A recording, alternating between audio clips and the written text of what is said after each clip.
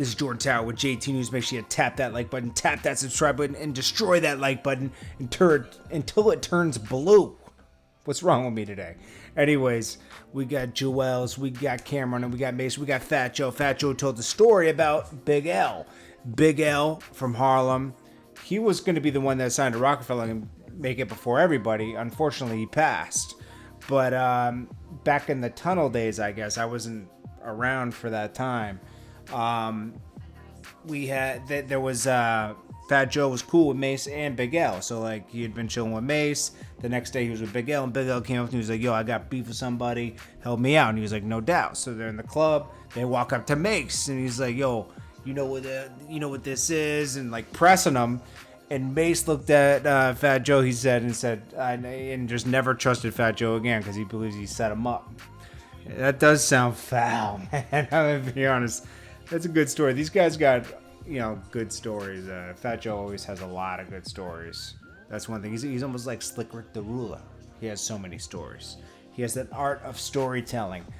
I'm also wondering, Juelz is going to be home in a few months. Is Camron going to forgive Juelz? It seems like Jim Jones isn't really... Nobody asked Jim Jones about that. Like, why did Juelz diss Camron? Because he seems the closest to Juelz since he's been away. Camron did nothing but try to help Juelz before he went in. And Juelz is talking about him like, oh, you built this with us, you owe me, da-da-da-da-da. He's talking, he has on that new Free Juelz. He's basically talking to Camron like he did him dirty and he owes him. It's like, this is the second time Juelz has had a problem with Camron. First time was around 08, 09, 2010 era time. This is when he was heavy on like lean and stuff.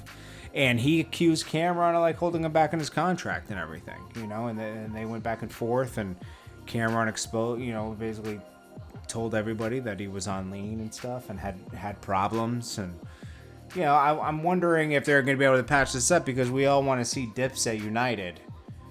But Juelz seems to like be having these issues he can't get over.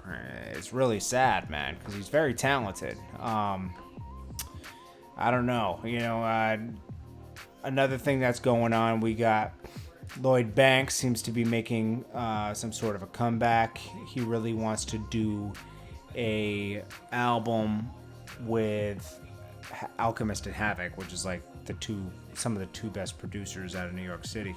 I mean, we know Alchemist is from LA first, but he got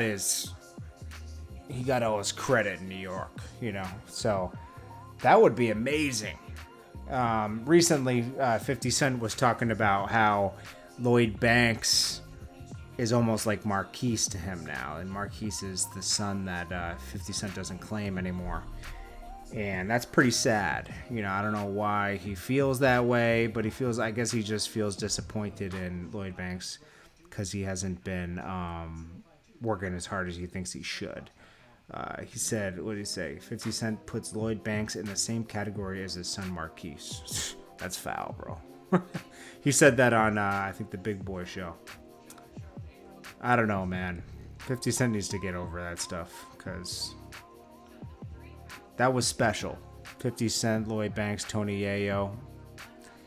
Young Buck's a little Snoopy right now. We call it Snoopy now. It's a little Snoopy now, but it is what it is. But anyways, guys, this is just a video to start off the day. I'll come back around midday. I'm going to take a little nap.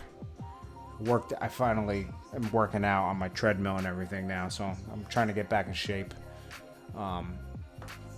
It's hard. I appreciate you guys. This is Jordan Tower with JT News. Seems like the country's starting to open up again, so that's good news.